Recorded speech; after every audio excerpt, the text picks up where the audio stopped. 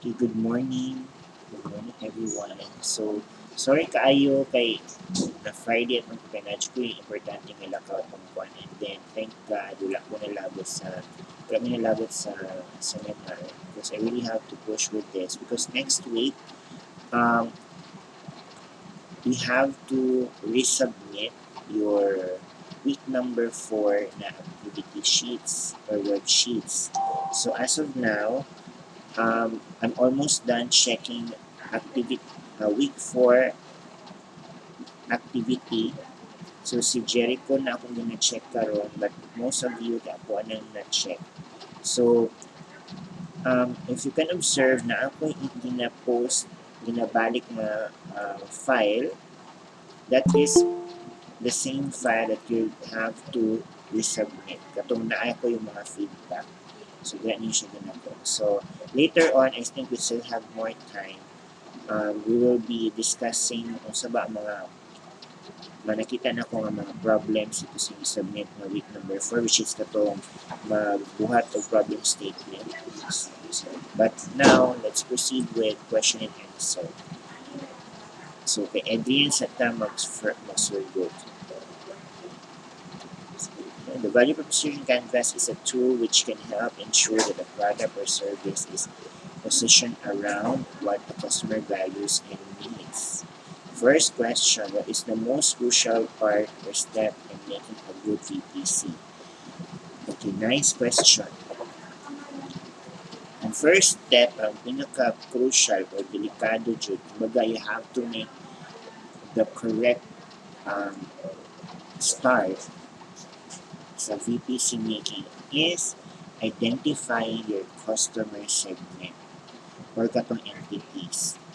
Remember that your proposal will not be pushed through, will not be approved if you don't have an identified clients or users for your proposal. Okay, syempre, no, you are making this startup because you wanted that people will going to use it. So kung wala mo na-identify ng mga tao is wala dyan.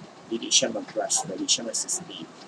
Aside from that, it's not just identifying the user, but you have to identify users that could help you generate profit.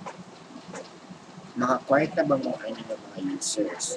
Or is there other way that you're going to generate profit out of these or even though yung tanga, sir, ako na-identify ng mga problematic na mga people, sir, for the VPC is wala mas like kwarta.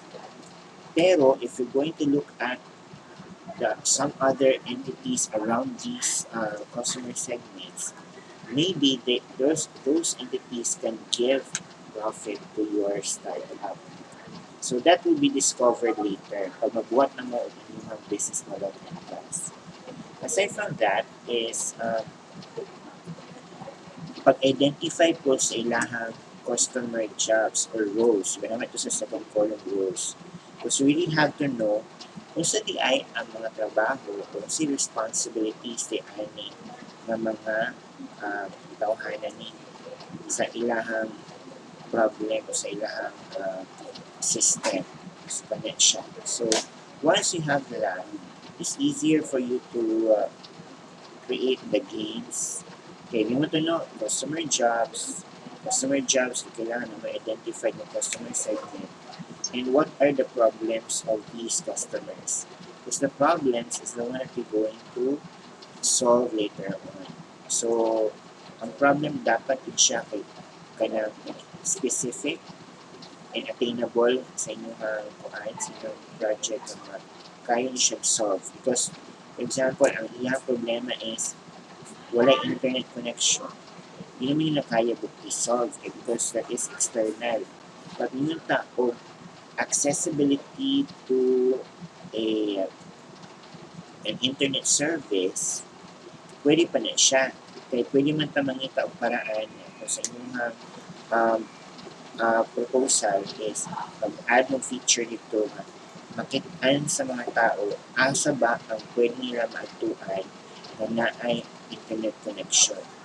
Or is there any other way for you to be able to provide connectivity or communication line without the use of internet every day? Yung no internet connection at all, so isa lang yun na sa one of it is connectan sila o internet connectivity. So I think that's the most crucial part. Always, alam yun ano, always the first step is the most crucial because how you're going to proceed to the next and end it or at least um, show progress if you did not start it correctly. So the start is always the most crucial. How can we say that our VPC is good enough to make our app relevant in the future? Okay, the value proposition canvas is just one of the many features in the business model canvas. So, ang business model canvas, natunan siya, nag-undergo naman ito sa the page start, natunan yung naka-table siya. Manong gilahi sa si value proposition canvas dito sa business model canvas is because we have to establish first the range of the solutions that we actually give addressing to the problems of your customer segments. Katulad sa siya, simple lang, but how can we know if it's good enough? I cannot really say that if your VPC, your value proposition canvas is approved, that is good enough already because you still need to go to the process of making the business model canvas. That is going to be discussed this summer for your business startup na subject. So, once na may VPC, it's easier for you to create the business model canvas. But for this moment, for the VPC, our main goal is to really identify what's the problem that we have to address. And I think that's enough for this stage na isa. Then we can expound the problems, or not expound the problems, but we can still accept more challenges or more pains in the future. Ang kay Kim nga question, although wala man nag-online si Kim, this is not really acceptable because this is a closed-ended question. It's answerable by yes or no. Is it necessary to solve every pain of the clients? Of course, kailangan siya i-solve kay once you presented it as a pain, that means to say na imuhang gi-accept to as a challenge na imuha siyang i-provide o solution because ang pain, muna siya, ang iya yung counterpart is the pain reliever. So if in case na di mo siya matagaan o anong solution or out siya sa range sa imuhang proposal, then do not put it as part of the pain. Kaya basing magod kato siya nga problem needs to have a different solution. So, ano yun ha, be careful lang yun in putting the pains. Put only pains na involved or covered sa inyong proposal. If it's not relevant, do not include that. Should we make VPC to each entity? No, because value proposition canvas is for all the entities. Isa ko na lang din siya. Because if you're going to make, siguro no, especially ang reason on why you make another VPC for a different entity, if you're going to create a different solution for a different customer segment. But if the customer segments are just aiming for one solution, yeah, but they're in the different kind of organization or areas, pwede na siya isa ka VPC.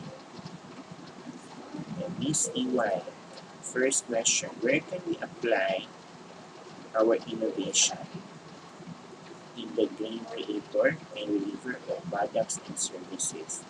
Nice question. So your innovation will be under the products and services, which is derived from your pain reliever and gain creator.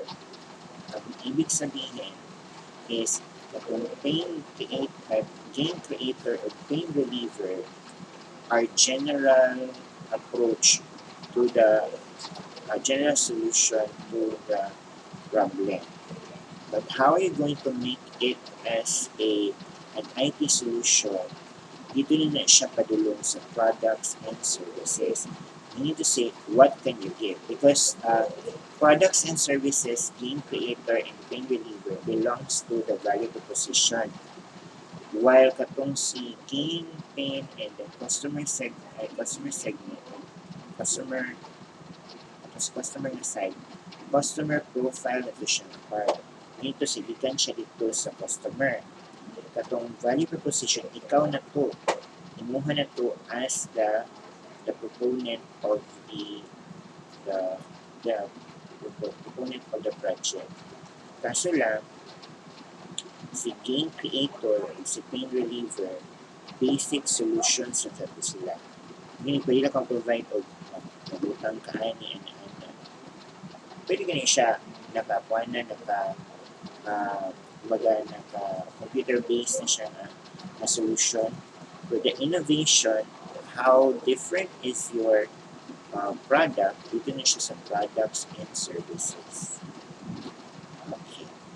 What will what will what we will do if a proposed startup can solve the entities in pain?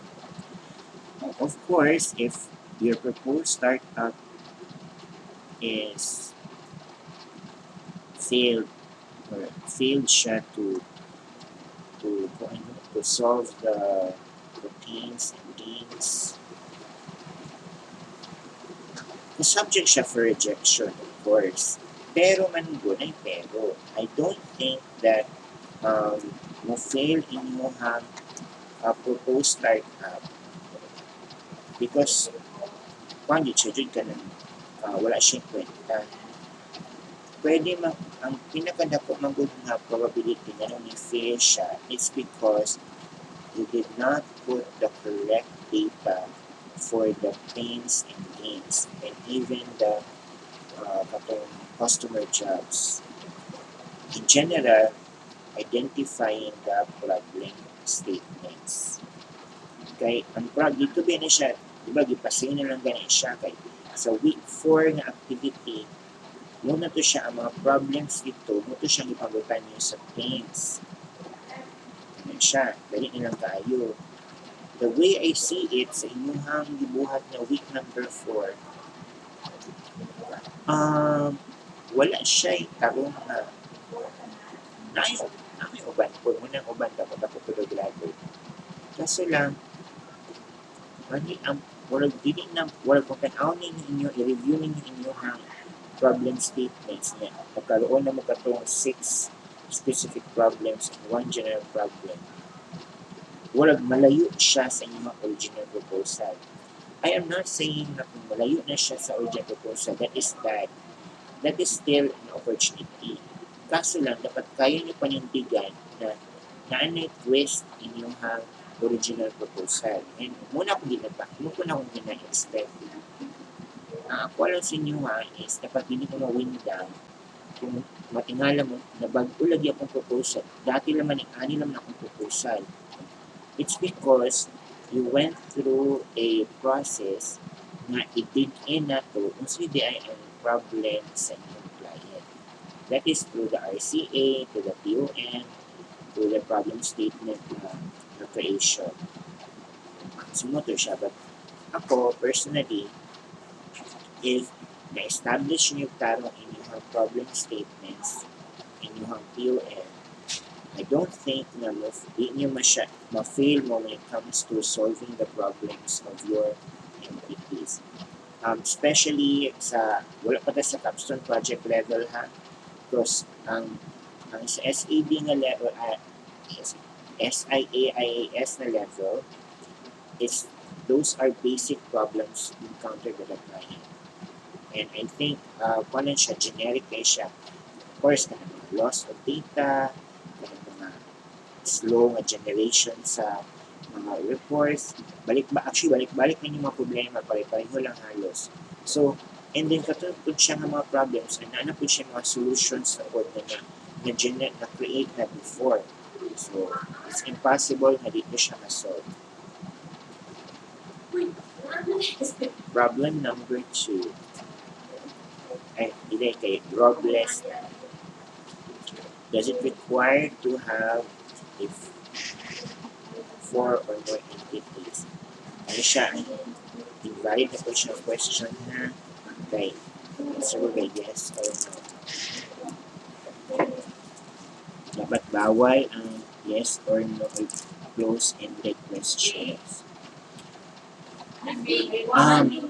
Sa entities lang doon, dili ko makaingon na kailangan nito pa. Kay this is still, we are still targeting the SIA-IAS level. Pero, you have also to figure out kung kanabay niyo entities karon, whether it's more than 4 or less than 4, enough na ba siya na mga users for you to be able to create proper interaction within your system. Okay, kung yung duha lang kabuk imong kuan lang imong entities. So karon di ay kay mo di imong kanang available o pwede lang sa include sa imong proposal and ma-prove nimo sa kuan nga mula sa dinhi sir. How di okay kay kung usay man gud kung magsobra ta og entities mula ko atong range manginahanglan ko kay para kay Lawrence kung wala lang nga na siya katong business owner o ni client kung dungagan pa niya og supplier karon dayon, example lang ha, supplier sa mga wood, posible man good nga maghimo na po siya another system, subsystem para mo communicate ang kaning wood supplier kung si business owner. So magdepende yun na siya karon kung unsaon siya. Basta lang dili siya mag-create of another system because we still focusing on making one system for this moment. Next question. What if entities is only 3? I cannot say it's okay. I cannot say na dili siya okay. So as long as na-present mo siya og klaro, kailangan din siya and then significant iyang kana existence dito sa VPC, then why not? Kasi pag may tag 10 na kabuok, basta kailangan din siya go. Jericho. What might happen if the value proposition misfit? Ang misfit man good og fit, warag imo na siya ni kuan ba?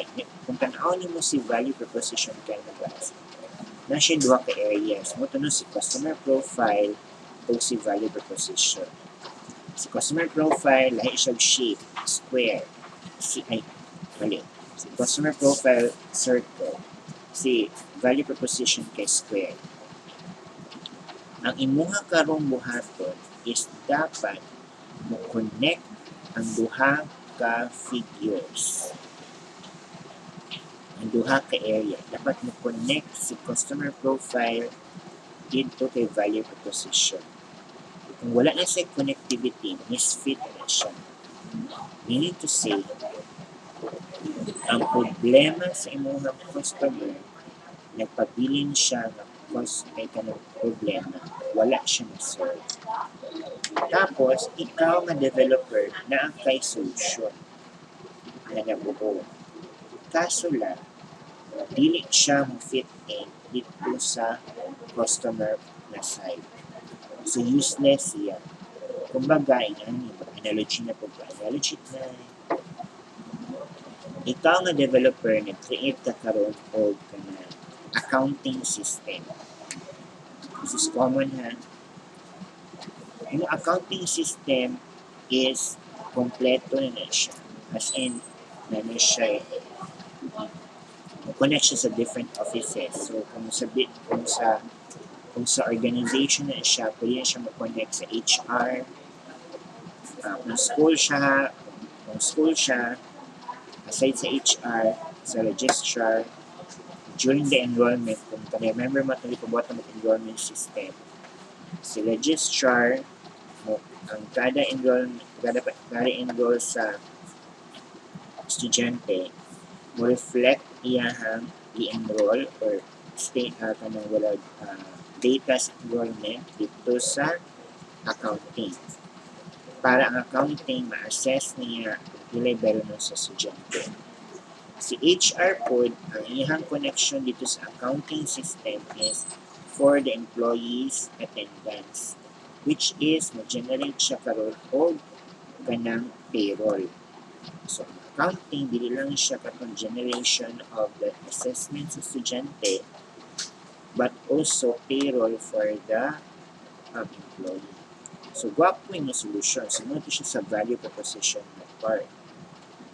Kaso, dito sa kanang customer profile, ang ilang problema is wala sila'y kuryente, wala sila'y computer, illiterate ilahang mga empleyado sa ICT. So, unsaon karon pagtubag o paghatag solusyon sa inyong proposal sa value proposition na part dito sa customer profile na yung mismatch.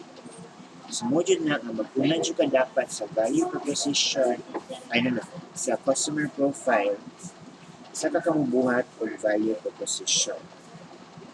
Kaya kung mayroon tao, unahon nimo si value proposition, then sa kanya si customer profile na mo-adapt kay value proposition, tawagan na kay enterprise inyong edition ang gibuhat na application. And to say, mapugos ang customer na mo-adapt dito sa inyong solution.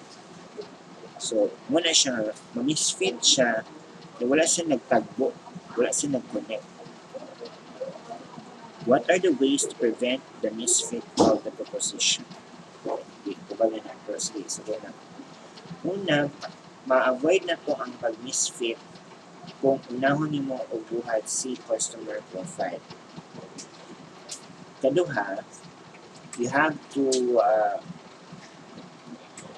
think of innovations on how to provide solutions derived sa solution na na-provide na dati. Because kung napansin nyo sa POM, iba naman yung opportunity sa part. I need to say, even though naasing ani nga problem, but na-solve yung pala nga problem ni because of their own ways. So, ni-survive sila. Tanaw ni mo to karon. Kaya, kato ba nga problem is, okay ba to siya? Panagdalian ba itong band-aid lang ba siya nga solution? Or anong sustainable siya nga solution? So, dito ka mahugot. I think ang isa sa kuwan para ma-prevent ang misfit is that ayaw kaayo pa ipalamwi imuhang mga game creators o pain relievers. Pwede ka pwede ka ipa-advance sa mga products and services, but for game creators and pain relievers, basic lang sa job. Ayaw kayo siya na itaas ang level kayo. Basta dili pod makaya o kana adapt sa inyong customer o ikaw pod mismo malisdan ka o kana provide a solution. Next, the erosion. How it will affect the proposal if there is pain that is not solved. There are pains that are not solved. Wala siya kuan kumbaga left hanging. You are not giving the total satisfaction to the customer. In other words, in mga ma-provide na supposed to be solution, you're still going to add more problem. Kaya naman, remember that you are tasked to create an IT solution. na siya problema na siya daan. Kay bago man na siya nga approach for the company. Pero kita sa IT, hindi na ito na siya tanawag as problem. It's actually an opportunity. But sa client na side, problem na siya. Okay, number one, sa pag-adapt na, i-train pa sila upang hindi pa kabalo magamit ng ICT. Kaya karon kung naapa siya problema nga wala na solve, ang question mo ask ang client karon. So, ano gamito man naman siya nga application and na may siya di na solve na problem. So, ang client karon wala siya confidence to really use and patronize your solution. Wala yung trust sa inyo nga as a developer. So, dapat solve it na. Anyways, we still have a lot more engagement. We still have more engagements pa in the coming semesters to really find solutions to that problem, to those problems. Kaya na din think positive. Is it possible that our value proposition will be labeled as misfit even if it passes many consultations? Why? Yes, of course. It doesn't mean, based on experience, it doesn't mean that i-argue mo consultations, dagang consultations kay kuhan siya ka automatic na siya nga approve. Kung na-observe ninyo, the more consultations na inyong i-went through, warag nahitabo nga, dagang kitag wala nga, dagang mali, o dagang dapat i-improve. Diba kay kung lesser lang consultation, yun to say, okay na siya, acceptable na siya. Pero kung sige balik-balik, which is ako, di na ko na siya ginapanhan, ginainin nga ayaw mo balik-balik ang consultation. And I will be very glad if magsige mo o pa-consult sa ako. Wala dyan na yung problema. Pero lang, ako lang ang magtimaan dyan mo sa ako ang consulting. Ang nakanaisin ka rin sa VNT, hindi lang ka nagastorya dahil sa video, but na ako tayo forum, which is ako na bisitahan na po so, busy lang dito sa legit tayo. Bisitahan na po nakaso, and nakadokumenta na po ang conversations. Unlike before, nakalimutan na po. So, kana lang, yes, it's still be labeled as misfit, but as your teacher, my job is to help you mahimo na siyang fit. Okay?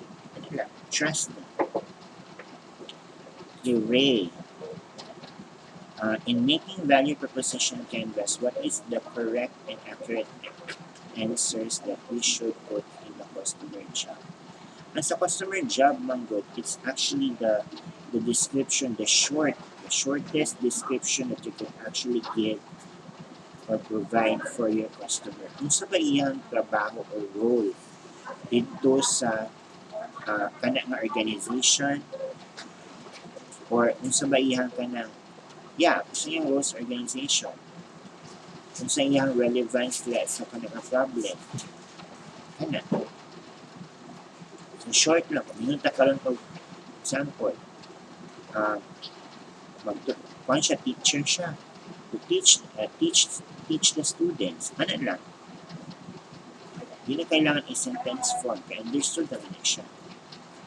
Unlike sa problem statement, dapat completely siya yung adjective, yung object, yung specific issue. Is it possible that our value proposition will be rejected if the VPC is misfit? Kaya po siya, invalid question. Okay, answerable by yes or no. Yeah, ma-reject siya kay misfit. Kung misfit lang ang problema, paningkamutan na to, mo-fit na siya. And kung tanaw ninyo karon sa value proposition canvas, dali na kayo i-achieve ang fit. Kaya imo naman itong provide ng solusyon ang ilahang pains and gains. Okay. Kay John Cesar Soybadio. How to recognize if our value proposition canvas is a misfit or fit. Pag fit na siya, mean to say, ang imuhang pains naa siya counterpart na pain reliever. Mean to say, naa siya solution. Ang katong imong mga gains na siya gain creator. Mean to say, naa siya mga suggested na mga ways on how to achieve their hopes and dreams. Kanang gains man good, muna ang mga pangarap, ang gustong mahitabo. It's not really a problem ang gains.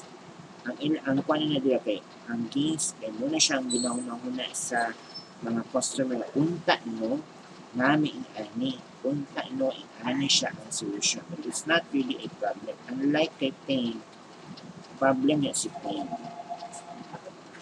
So dapat ang statement niya sa gain, di siya naka-problem statement. Dapat siya, wala siya pangarap, wala na. Ang good to have an internet connection, to have lang siya. Last kay Ivan Mark. If we don't have the VPC tool now, what are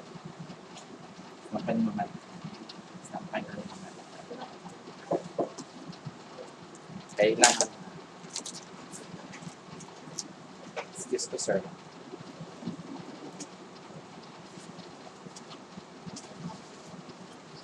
Palit lang class na.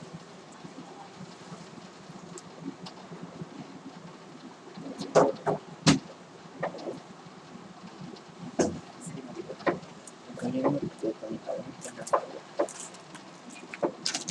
Sabi ng class ko po.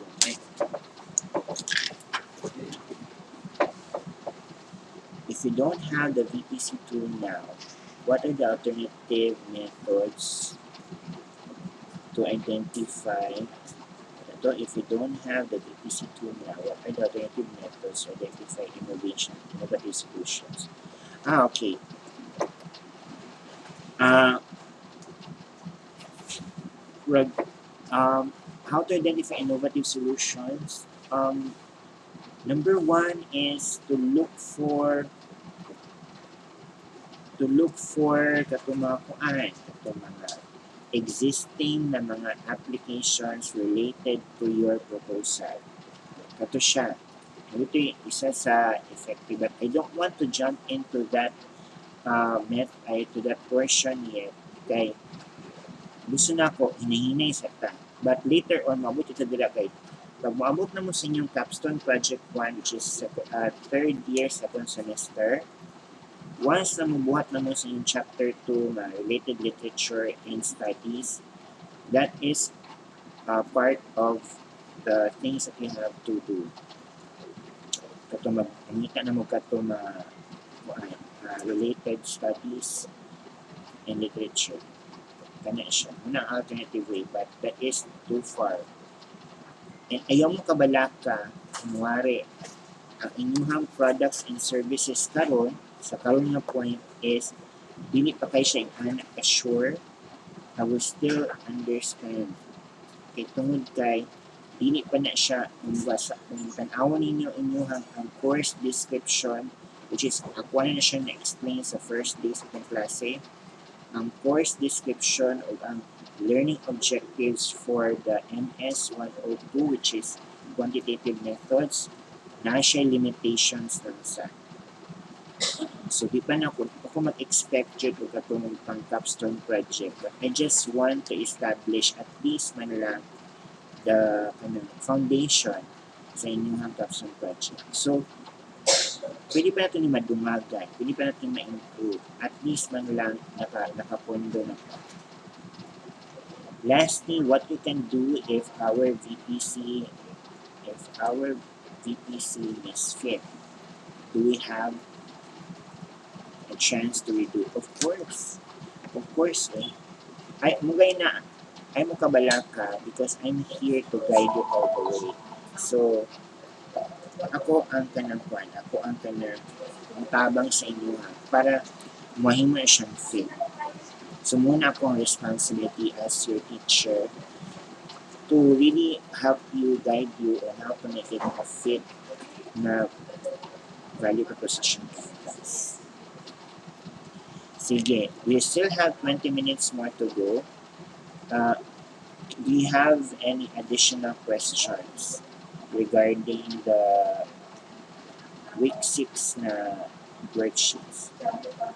By the way, next week ha, is ang inyuhang mga questions na i-raise next week is reactions ninyo about your week 4 na activity and worksheet. So again, inyuhang reactions. So inyong questions, magikan siya dito sa akong gihatag na feedback sa inyong week 4 na activity and assessment. So ito, para po maklaro po kung saan siya. So we'll have our class on Wednesday, and the week 4, sige, akong buhaton is week 4, kamutan na ko, or kamutan na ko nga Saturday iyahan deadline. That is for next week na siya. So, sabihan inyo, so ako ang kwan is, tiwason na ko check ang week 4 na activity o assessment, and after that, i-evaluate ninyo ang inyong katong kuan akong kung yata na ma-file, and then create questions, 2 questions, specifically questions from the out from the worksheet na po ang dihatag sa inyo.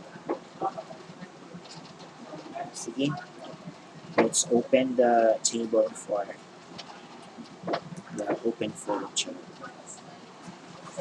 Sir, nakita na sir. Yes, Jericho. Sa pitch guys, sir. Hmm. Kailangan pakita ang naong, sir. O pwede lang screen record. So, unsa sa pitch.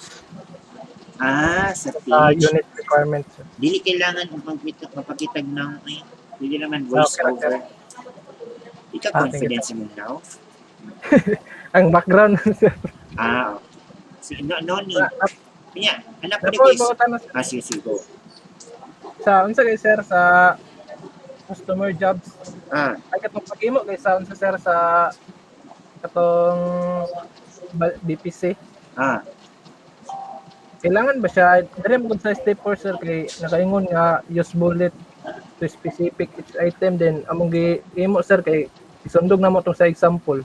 Ay, Katong okay lang man. Okay kay, ang di ba sa VPC, ang problema lang yun ako sa VPC karon kay di ba nakakuan siya image format. So, bahalag ka nung walang naka-post it, basta mabutang lang siya. Pwede kayo naka-text box na. Okay lang po na. And, Okay, katulad sa video pitch DI, dili kailangan na kuan ha, kanang naka-edit din siya ha. Pwede naman gani ka ng kuan lang, kanang cellphone lang dyan eh. Mo lang ka na i-video imuhang ka ng value proposition canvas. Storya lang ka. As simple as that. Dili kailangan na ka ng medyo mga introduction na ka ng mga opening billboard, vlog. Dili kailangan. So, ang ako ang yung gusto ibalaan sa video, ako ang yung gusto makita sa video pitch ninyo. Kung saan yung siya pag-present. Not necessarily na makita niyo yung nawo, but how confident are you in explaining your kind of value proposition canvas on the limited period. Kaya na siya ka ng kuan ng jud ka ng time bounded siya. Saka na makompleto niyo siya o kana explain. Kami man na siyang training for pitching. Explaining it in just 7 minutes. Muna pag elevator pitch. Imagine ninyo ha, pag elevator pitch, gani, pagsakay ninyo sa kanang kuan sa first floor, then nakasabay ninyo inyong client. Dapat pag before mo gawas ang client sa elevator, dapat na-close na niyo ang deal. So, ana dapat inyong hangin sa elevator pitch. So, or, may ana no ko tayo, ang client is kutob lang siya sa 3rd floor. makabalo mo pag ang client nakuha na niya attention pag mag-extend siya og another floor. Instead nga third floor siya mababa, ni-extend siya og another floor. So, that means naganahan siya sa inyong presentation. So, anak ko dapat. So, dili kailangan makita ninyo now. Ako itong i-accept itong akuan na fact. But it's actually how you convince na tama siya and then siya relevant in yung isang. Sige. So, may other questions? Sir, sa week 4, sir, i-report niyo, sir. Kay mali man. Pasok balik? Yeah, ipasa siya balik sa next week. So, mo to no, mahitabo next week is i-submit usab inyo nga mga gupang submit sa week 4, 5, o 6. So, sa week 4 ng mga worksheets, i-submit siya usab sa week number 7. With corrections sa pa siya ha, based ito sa so, kasama na, sir, yung mga assessment? Oo, ang assessment po, Okay, sir. Okay, sir. si assessment po, Connected na, sir, no? connected man siya. So, muna, pag Wednesday, ang ato ang, di ba, ano man ako karon o kung pag-check sa week for assessment or activity. So, after na kumaman na, tanawin inyo siyang i-evaluate. Pag abot atong Wednesday, i-discuss sa po na itong inyong week 4 and week 4 nga activity o assessment. So, ang questions inyo anak karon dito na gikan sa inyong week 4 nga assessment of activity. So, for example, maanak ka nga, sir, dili lagi sa kung kuan, sir, kani problem statement ani, nganong mali man niya siya? Kung si mali man niya, anong red man siya? Yan na siya. So, para matubag By next week, sir, no? by next week na siya. Then, submission for week number 4, for that worksheet sa week number 7, ibutan ako sa Thursday. Hindi ako pa mag-time because the following week na po is pang week 5 na po, and then pang midterm ninyo nga exam is itong pang week 6 para mabalik ako mo sa video page. Sige, sir. Dapat